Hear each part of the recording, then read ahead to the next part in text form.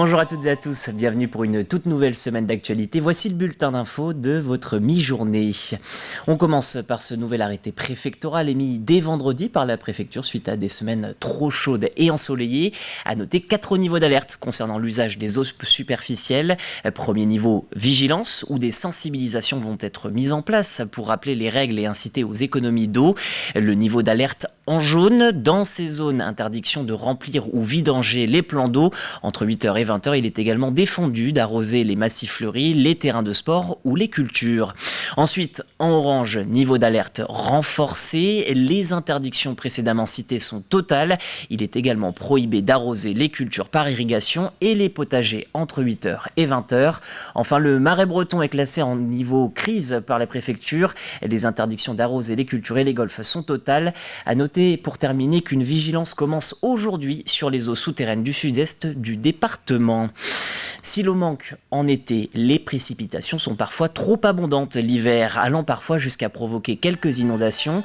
Alors en ce moment, un forum sillonne la Vendée pour évoquer ce risque et mieux apprendre à le gérer. Après un passage à Fontenay, l'initiative vient d'avoir lieu samedi au parc des expositions de La Roche-sur-Yon.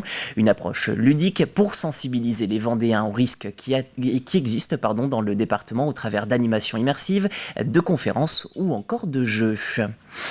En bref, un homme a été interpellé hier à Pouzauges au niveau du château après avoir tiré 2 coups de feu. L'individu avait appelé et menacé la gendarmerie et s'était réfugié dans l'édifice. Pas de blessés lors de l'intervention. Une enquête est toujours en cours et elle a été confiée au parquet de La Roche-sur-Yon. Du sport à présent avec la 35e édition des Foulées du Gois, un événement dont la renommée n'est plus à faire. Près de 2000 coureurs rassemblés pour une course sur le passage du même nom. Ce que parfois nous connaissons moins, en revanche, ce sont les plus de 250 bénévoles rassemblés pour le bon déroulé de cette course. Plongés dans les coulisses avec les amis du Gois dans ce reportage d'Agathe Poulet. Pour veiller au bon déroulement de la fameuse course contre la mer, un gros dispositif de sécurité d'une 60aine de personnes est mis en place, avec notamment des locaux. On a 2 bateaux des SNSM de Froment-Montigny de l'Hermaudière et on a également 8 plates ostréicoles qui sont patronnées par des ostréiculteurs qui connaissent bien le site et donc qui sont là pour suivre les courses dans l'eau, marée montante et descendante. L'heure du départ approche, mais ne peut se faire sans l'aide précieuse de Jérôme et Michael. Leur mission, mesurer la montée de l'eau pour annoncer le top départ. C'est très simple, c'est un simple chronomètre, beaucoup de rigueur, un point donné, on ne bougera plus du point et on observera la montée de l'eau. Là, il faut commencer à chronométrer, donc là je vais allumer.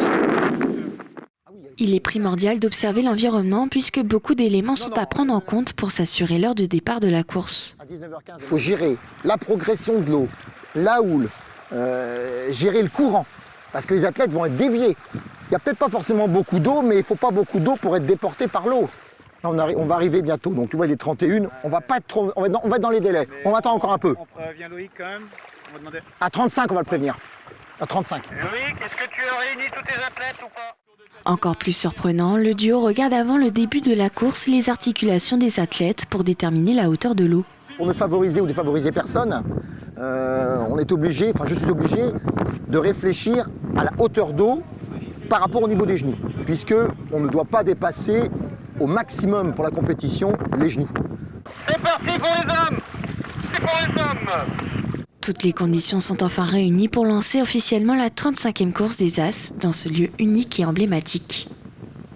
Et sur le volet sportif, victoire dans la course des As chez les femmes de l'Ukrainienne Tetiana Vernigod.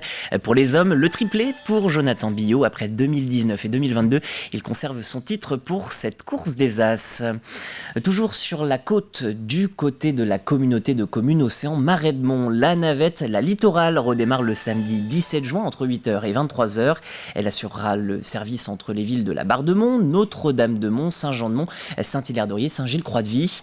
Une initiative écolo et économique, 50 centimes le trajet pour ne pas utiliser sa voiture.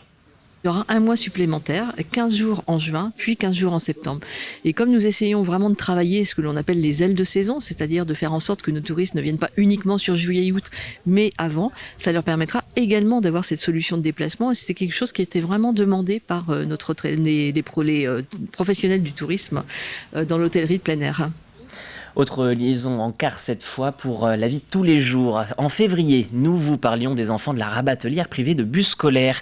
Les parents étaient obligés d'organiser des covoiturages pour convoyer les élèves à l'école de Chavagnan-Paillé, faute de liaison de car.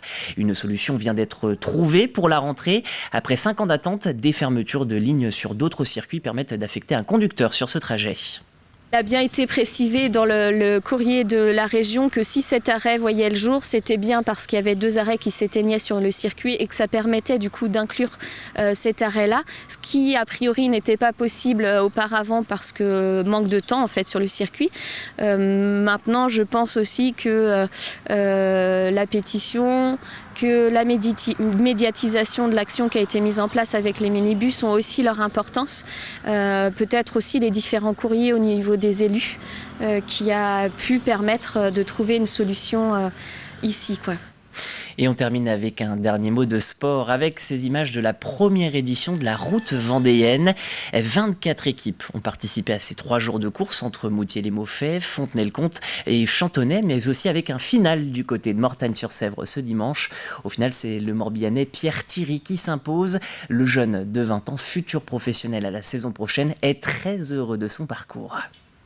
Ça s'est super bien passé, on avait une super équipe de rouleurs, donc voilà, on a fait 3, 4, 5, 6 du chrono le premier jour individuel. On a repris du temps au général, on était 2, 3 et 4e du général ce dimanche midi avant le départ, donc on était confiants pour jouer le général. Et voilà, on a fait une belle course, c'était usant comme course avec beaucoup de dénivelé et voilà, on fait un 2-3 donc on peut pas espérer mieux. Oui, le dénivelé ressemble un peu à la Bretagne, on dit souvent que la Vendée c'est tout plat mais voilà, ça nous a prouvé le contraire et ouais, c'était super. Ouais. Et avant de se quitter, un tout dernier mot pour vous indiquer la météo et les températures de cette journée. Le temps se maintient, mais des averses sont à prévoir dans l'est du département. Côté température, comme vous pouvez le voir sur votre écran, on attend de 22 à 27 degrés, la minimale 22 du côté de Noirmoutier en Lille et la maximale, ce sera à l'est du département de Montaigu-Vendée jusqu'à Fontenay-le-Comte en passant par la Châtaigneraie. C'est la fin de cette édition, merci de l'avoir suivi. On se retrouve bien sûr dès 18h, on fera un point complet sur l'information en Vendée. À tout à l'heure.